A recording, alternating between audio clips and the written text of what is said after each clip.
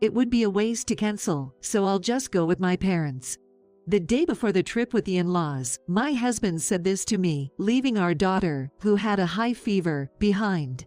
But on the day of the trip, a few hours after my husband left home, my in-laws came to my house to visit our daughter. My in-laws were told by my husband that our daughter couldn't go because of a fever and that he would handle the cancellation process. That's when the lies towards us were exposed. My father-in-law, sensing it all, spoke up and made a suggestion to me. My name is Emma.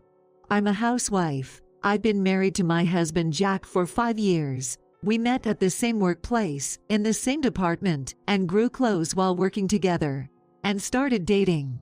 My husband has a leadership quality compared to my quiet nature. To put it nicely, he has the power to lead. For me, he's like a beacon. I thought if I followed my husband, he would guide me. Since getting married, I was asked to quit my job and focus on household chores, so I quit and became a housewife. Originally, our company is fine with office romances, but if you marry, you're transferred to a different branch. There's no branch near home, and I'm not attached to the job, so I didn't resist quitting. I thoroughly enjoyed supporting my husband while managing household chores. After 2 years of marriage, I got pregnant, and my husband was looking forward to our child. When our daughter was born, we believed a happy life awaited us. It was supposed to be. But our life has been far from happy. Since our daughter was born, my husband has stopped coming home drastically. When asked why he stopped coming home, he says it's because our daughter's crying is too loud and he can't sleep. Indeed, my daughter is a terrible night crier, and she always starts crying at about 2 a.m. She also cries during the day if she doesn't like something. But isn't her crying cute? Not at all. It's just a nuisance to me. You don't have to say it like that. Well, try not to make her cry too, okay? She's your own child, isn't she? Don't you find her cute? If it's such a hassle, I shouldn't have had her. My husband's words hit me like a rock to the head. I was momentarily stunned by the shock.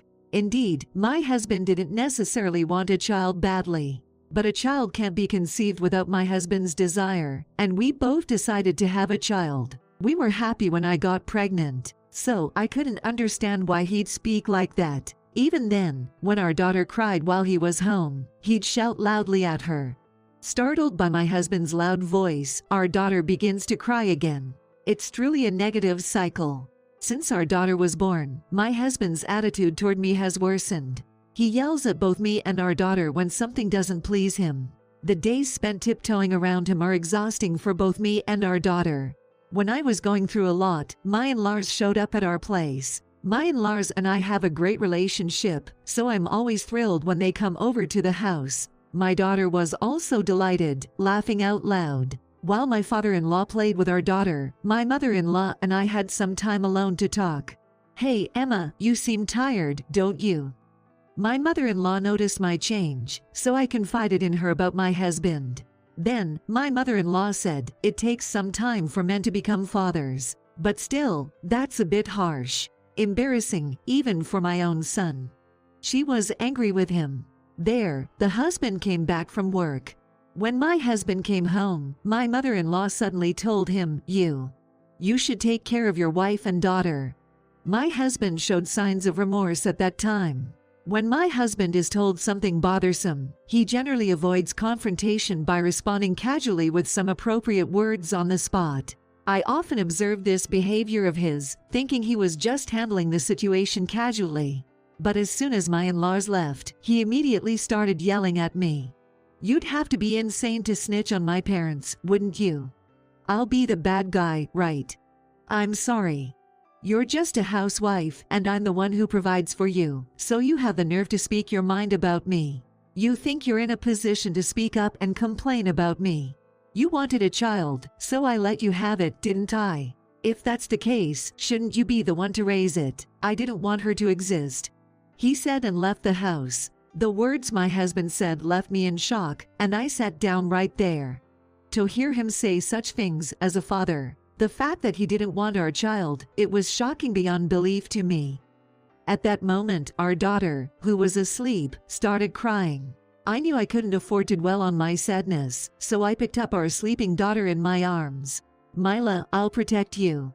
With this child, I no longer desire anything else. Maybe my husband didn't want a daughter, but having my daughter makes me truly happy. I can't forgive a husband who makes such remarks without hesitation. Still, my husband's attitude toward me and our daughter hasn't changed. If anything, it feels like it's gotten worse. However, I didn't care about my husband's attitude because I was living my life thinking only about my daughter. One day out of the blue, my in-laws invited us to go on a trip. Emma's tired, right? Wants to help you relax. Inviting me on a hot springs trip. She suggested spending time together in a room with my daughter and mother-in-law, all us ladies chatting away. I really appreciate my in-laws taking care of me. I was looking forward to the trip and spent each day excited. And on the day before the trip, our daughter came down with a high fever. She seemed to be in pain, so I wondered what was wrong, but her fever was intense. When we headed to the hospital, I found out it was just a cold, but I didn't want to pass it on to my in-laws, and I didn't want to take my daughter on a trip with a cold, so I decided to refuse the invitation from my in-laws. Then my husband said he would refuse. It was tough to leave my daughter, who was feeling unwell with a fever and in a bad mood, so I decided to ask for a favor. But the next day, my husband made a surprising statement. Actually, I'm going on a trip with my parents. Huh. Didn't you refuse yesterday? When I thought about it, it would cost a lot of money to cancel it, right? It would be a waste of money, so I'm going on a trip with my parents. Besides, you're here, so it would be a waste if I didn't go on the trip because of her. Then he left while laughing. I was dumbfounded by my husband's words, unable to close my gaping mouth. Is his mindset really that rotten? Why did I ever follow him? I've decided to divorce him. As I was thinking about the future, the doorbell rang. Peeking at the intercom monitor, I saw my in-laws standing there. I was surprised to see my in-laws standing there, who were supposed to be on a trip with my husband just a few hours ago, but I hurriedly headed to the front door and unlocked it. What happened? I heard that Mila had a cold, so I got her some fruits and other things that are good for her digestion. Is Mila okay? Huh. Where did Jack go? Father-in-law realized my husband was missing. Upon hearing the recent events, the in-laws were furious. After some thought, father-in-law started making a call, suspecting something. After the call, he seemed to confirm his suspicions. He then explained whom he called and what he confirmed. My husband was at the hot spring trip the in-laws had booked. It seems like my father-in-law was told by my husband, our daughter got a fever, so we can't go on the trip. I'll handle the cancellation. When he called the inn and checked the reservation status, he found that the room for two that my husband and father-in-law were supposed to stay in had not been cancelled, and the room for me, my mother-in-law, and my daughter had been cancelled. The double room was already checked in, with a man and woman there.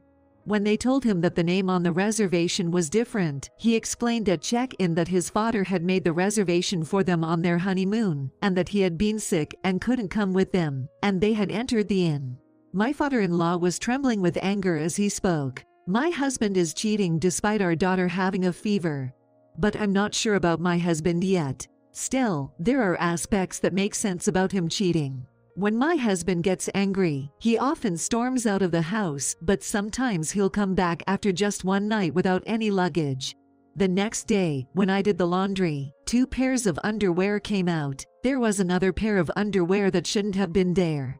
Surely, it must mean my husband's belongings are at his affairs place. I resent myself for not noticing anything strange before. My mother-in-law and father-in-law were furious, but of course, I'm the angriest one. As I held onto his hand tightly, looking down, my father-in-law seemed to have an idea. Let's demolish this house, he suddenly muttered. When I looked at my father-in-law in surprise, he looked at me with a smile and started talking. He said, I own this house. I inherited it from my dad and gave it to Jack. Though I recently installed new things like toilets, baths, and intercoms, the building itself is old. Shouldn't we just tear it down?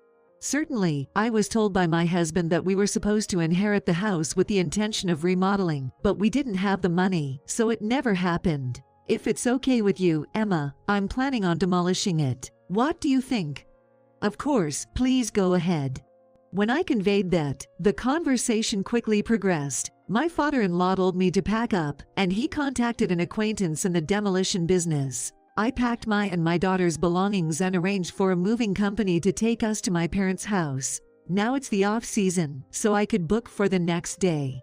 When my father-in-law explained the situation, the demolition crew came the next day and quickly tore it down. The day after the house was safely demolished, my husband returned from his week-long trip.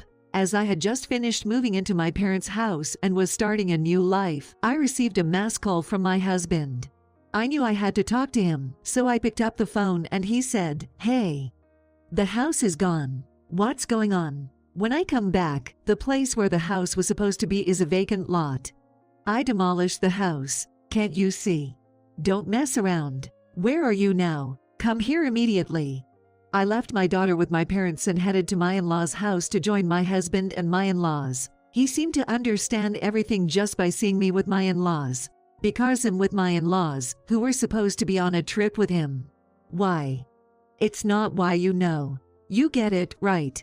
You were cheating, weren't you? Having fun. I wasn't cheating. My father-in-law informs him that he called the inn to check on.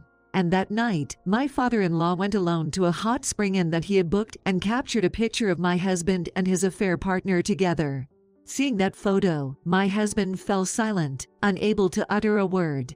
Witnessing his reaction, my father-in-law grabbed him by the collar, furious. "What the hell are you doing?" Eek. With a small shriek, my husband cowered in fear. But then, out of the blue, my husband turned to me and said, "Your house is gone too. What are you gonna do?" "I'm going back to my parents' house, so I don't have a problem. I've already moved all my stuff." "Is that so? Thank you." My belongings were quite a lot. Did they fit in at your parents' place? "What are you talking about? All of your belongings were gone along with the house rubble." "Huh. Well, you have some belongings at your affair's place, right? You can manage with that for a living."